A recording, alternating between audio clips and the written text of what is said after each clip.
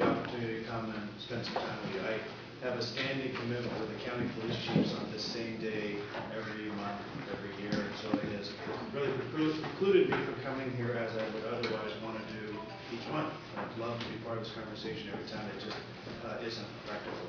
But I broke that tradition today to be able to come in and talk to you and to give you a sense of my own sense of promise for the community, and to have all of you here and both listening to the business of Casa and hear the evolution of work in the community is inspiring to me. We're working hard both on your behalf and with you, and doing a lot of things that I think you'll be grateful for. I'd like to share some insight into that.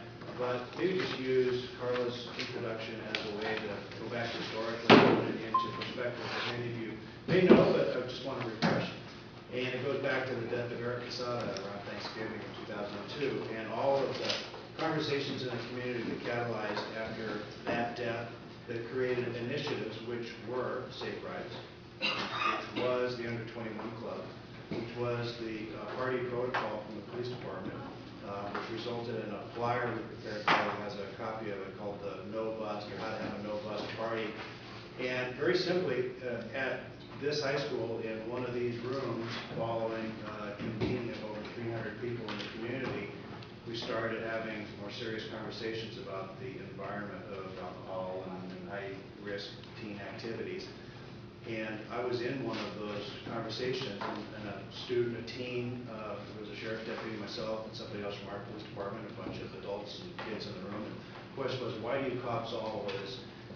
And it is that kind of highly generalized, rationalized, non-specific statement that keeps us from getting to how we really ought to be working together and having these kind of conversations. And it revealed that, why did you guys come up to the party from which Eric left in the back of a Bronco and ultimately was killed in a traffic collision? Why did you come up with red lights and sirens, freak everybody out and scare them away that they had to race down the hill into this hazardous condition? And first of all, it wasn't us. It was a sheriff's deputy, and I think there's a wholly valid reason.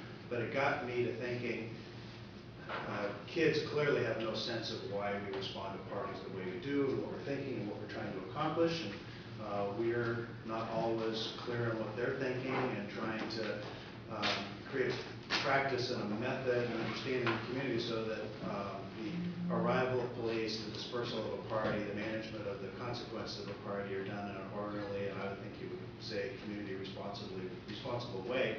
So we created a pretty unusual program of registering parties, and we invited people to let us know if you're going to have a party at your home, which is counterintuitive, because why would you tell people that you're going to have kids and alcohol at your house? The honest truth is we know it happens. We know that it just has to be done safely. That if you need us to come, we'll come, but if we talked ahead of time, there's a social contract there, and so we'll honor that and come with a whole different intent. First of all, we know who to ask for. It's a simple thing. We're going to know whether or not a parent's there, whether or not it was supposed to be small and got out of hand, and so now we have a sense of what we do to get back in control. And we actually had people call us and tell us, I'm going to have a party this Friday night. We also extended it to, if you're going out of town and your kids are going to be home, call us and let us know. We're a small enough community and small enough police department that we have to go forward and dispatch, and the dispatchers in the earlier days of this, because it has waned out of a lack of public awareness, but parents would call us and say, we're going abroad and we're leaving our 17-year-old son or daughter home, and could you be aware of that? And so patrol officers would know this, the dispatcher know it. You get a call of something at a certain address. Now at least you know what the circumstances are going into it. And again, my thought with the department is, I'd rather go to a party and know who to ask for rather than wandering through the house and scaring people asking for a specific person. And if the agreement is ahead of time, I'm going to have a party and I'm going to invite 12 friends and 100 showed up, then we'll help you get it back to 12. And then we'll leave. If there's alcohol, it's out of control, we'll deal with that. And the other real gift of this is, if you call us and tell us you're having a party, and someone calls and says, the music is too loud at a party next door, we see that's the party, they called us, we actually won't come. We'll just call you. Because when we show up, it goes a certain direction. If we call you, we're going to give you a chance to fix it. If we have to come back another time because you don't fix it, then we'll deal with it as we would. And I just really like the department's willingness to embrace that idea and work with the community that way. So I'd like to reinitiate the awareness of this in the community, and so I invite your help to help us create awareness. It's something that we just say that we're doing again and have people work with us on. And Lane, perhaps you can help me keep this idea alive so that we can publicize a little bit more, particularly as we enter into the summer season.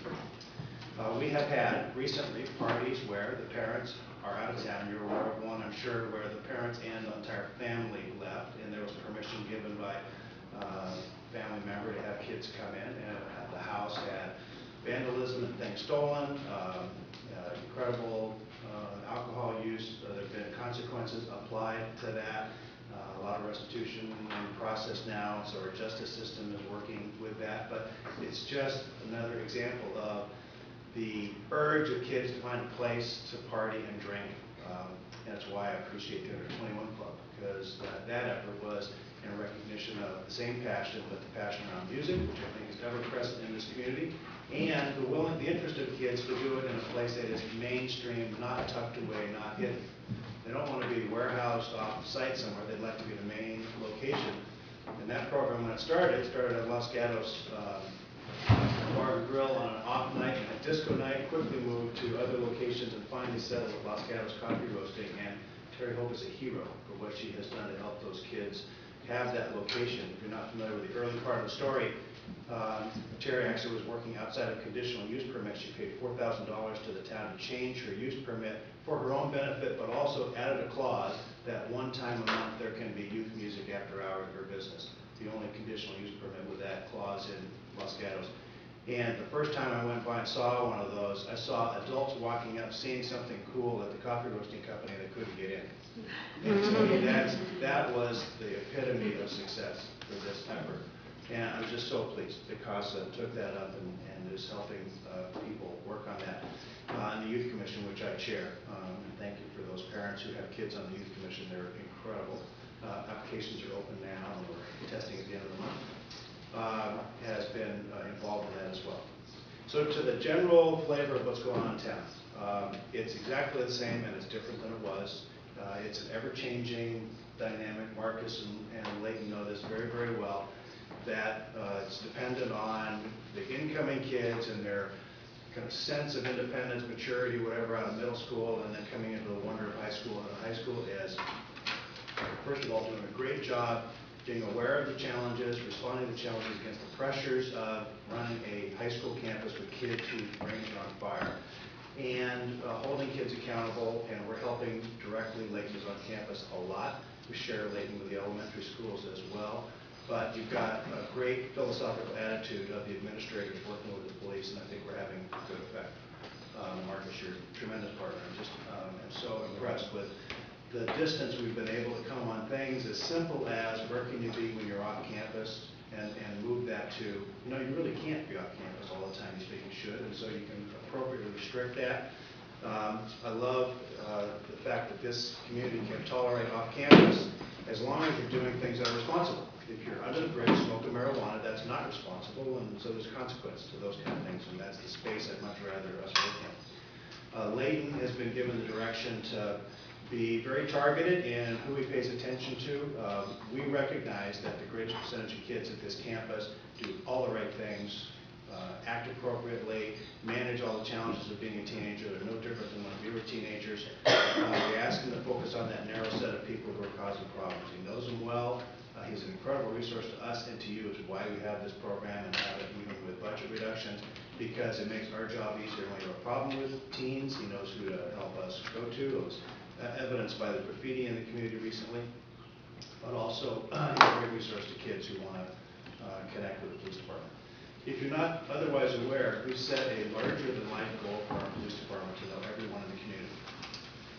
We're actually doing three things that lead to that. We're building a highly competent professional police department, providing traditional law enforcement services. That means we can catch crooks, stop crime, solve crime, keep people safe. We're building community relationships, which is being here with you today, and doing community problem solving, which is being with you today and working on issues such as this. Our larger-than-life goal is to know everyone in the community. So today, I now know many more. Leighton knows many of you. We're getting to the point, or trying to get to the point where if we were to encounter a student, a teen, or whatever, in a problem, I'd much rather know who that person is when we come in contact with them and know a little bit about them. That's going to be better. When we come home, if we already know the parent who's at the door, that's even better. If the person who's bringing the child back home has been a school resource officer, you know, just take Leighton assignment forward or from his prior time, when Leighton shows up at the door with a teen, you're going to get a different result than if a police officer shows up who's never been a school resource officer, who's never really worked with kids, who's thinking of this as a transaction, hand them off, write the report. I don't think we do that as much as happens in other cities, but we're working toward having the kind of officers who bring the full palette of experience that someone such as Leighton would. So that not only is it, here you go, but it's, can we talk to you for a little bit about what this means that we're bringing your student home? And come back even the next day, or say there's some resources, can I have somebody else call you, can we refer you to? And I think that's the level of care that you would want. There are clearly consequences for adult behavior that involves alcohol in teens. There's consequences for kids who use alcohol.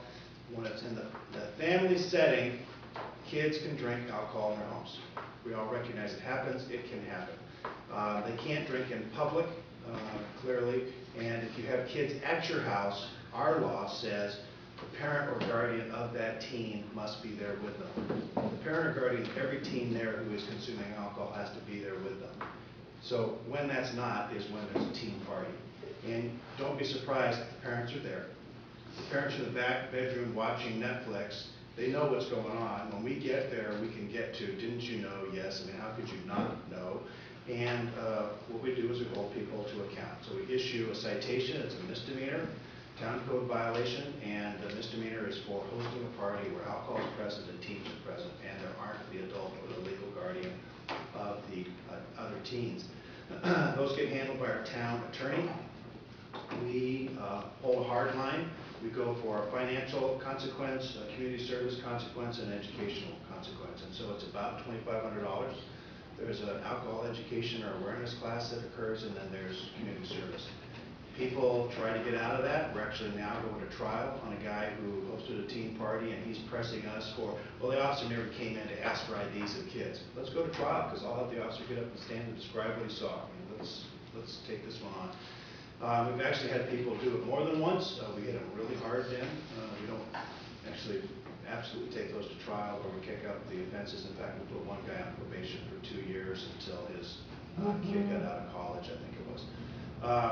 We do probably 10 of those a year, I guess. It's kind of once a month something comes up. We break up a lot of parties that it may not be to that point, and so our interest is get the kids in cars, get them home safely, call parents, come down, stand by till it's resolved. But if you are a parent and you're having a party and there's alcohol involved, you're at great risk.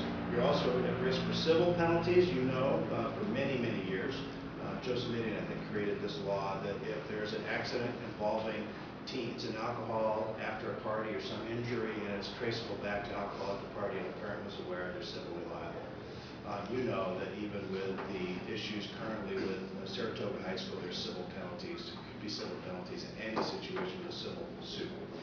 A couple of other things have happened in the last year. The issue of party buses. In fact, it was the Los Gatos case, the tragedy involving a party bus coming back through this area and someone falling out of the door and being killed in the accident that ensued from that. Our officers responded to that, caught kids in the bushes running from the scene. Local legislator created legislation that makes it a misdemeanor for people to not have someone over 25 checking IDs and for there to be alcohol present. Let's see. Alcohol around cars, kids. The driving rules around kids and alcohol are incredibly strict. It's essentially zero tolerance. There's the DMV website. It's dmv.ca.gov. Has a couple of great features. It's doing a good job, first of all, making the language and the appearance teen and youth friendly.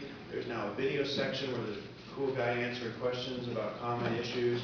There's a whole section with frequently asked questions about teens and driving. You can't have alcohol in your car, whether you're driving or not, if you're a teen. It's a violation. You'll lose your license. And the mandatory lose your license. Yeah, you lose your license for a year. Whether it's open or closed. And you cannot have alcohol in your car. Simple as that. You could be standing around a car, it's your car, there's alcohol in it, we're going to cite you for it. Even like a bottle of wine that's in a grocery bag, that's. If your parents are with you, it's permitted. But this is a situation where the kids are out, they're in a parking lot, they're standing around the car, no one's driving, so they think they're free of driving under the influence. They think they're free of being in possession of alcohol because it's just a bottle in the car. The officer can say, whose car is it, where are the keys, show me the keys fit, you're the driver, that's alcohol, here's the ticket. It's just that simple. And the legal limit for kids is 0.01%. I mean, hold the bottle in front of you and you're at 0.01%. Essentially zero tolerance. And it's for a very, very good reason. Kids don't have the judgment that they think they do. They're making bad choices. They're putting themselves in a dangerous situation. So many times they get away with it. And the teen brain we know says, you know, I can get away with it. And they do all these rationalizations.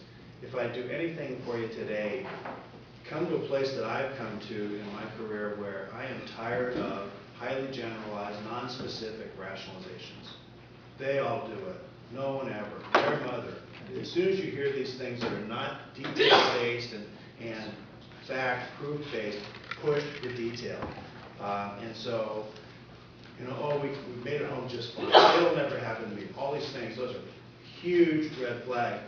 I heard somebody say recently, you know, we get away with it so many times, but with teens and alcohol, when it goes bad, it goes really bad, disastrously bad. And there's so much at risk that you really owe it to yourself to be highly alert.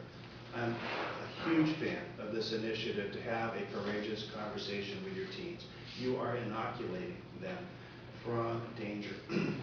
At our drug-free community committee meeting last week, we spent time talking about the circumstances in the community with Saratoga High School and the pressures of sexting and teen activity and the just confused boundaries around sexuality and, you know, how do we start to help our kids? And somebody said boundaries equals love. And then they said actually boundaries equals safety equals love. And I like that because the kids, you know, they won't tell you, but they really do want boundaries and they need structure and they will resist it initially, but I know they're going to thank you later. And so when it comes to what your kids are doing when you're not with them, they're going to lie to you. It's just as simple as that. And so they're going to tell you they're going somewhere. You should feel completely comfortable calling that parent and saying, is it in fact true my parents or my kids are coming there? Or calling someone and saying, hey, we're going out of town. You're welcome to call us, and we'll be aware of it. But we actually thought of the early days of this youth party guidelines, this new party protocol we started back in 2002. Leighton, I know, hears about parties that are going to occur. You hear about parties that are going to occur. Marcus and his staff hear about them. So we thought, well, on Thursday, when the buzz is on ahead of Friday, and someone hears about this, some adult hears about it, well, let's call that parent and say, are you aware there's going to be a party at your house tomorrow night? No. You know, it's that kind of community care, watching out for each other. It's sort of a proactive version of the neighborhood watch, I would say, but just around the school community. I just would encourage you to take that and see what happens. I remember a story early on where a parent up here on this side of town, the daughter had kids over, and the boys showed up. The boys had to be wearing ties, and all the backpacks got searched by the dad before they came in. I called that dad and I said, God bless you. I am so pleased to hear that somebody's being proactive. We had another case on the Tate Avenue area where it's pretty well known, but the pictures that our officers took of the party, the beer pong and the red cups on the table, and we looked at the kitchen counter, and there's the blender and the tequila and the rum and the mixer and all this stuff. I met with the mother of the young boy who got arrested that night. A couple days later, she was in flames. She was so angry at us for what we did and how we handled the situation and the consequences that we brought to bear were so unreasonable. And so she showed me the pictures, and it was the pictures of their kids all standing in front of the limousine, and it was the pictures of the kids at the party, and the pictures of the kids here. And then there was the breakfast counter with all the breakfast stuff set out, and orange juice and the blender and whatever. And I said, you know, I've got that same picture, but it has different things in it. Rum, mixer. And that was the end of the conversation. It's just, I think people, unfortunately, are still in denial. And clearly, people in our community, every community, any community, don't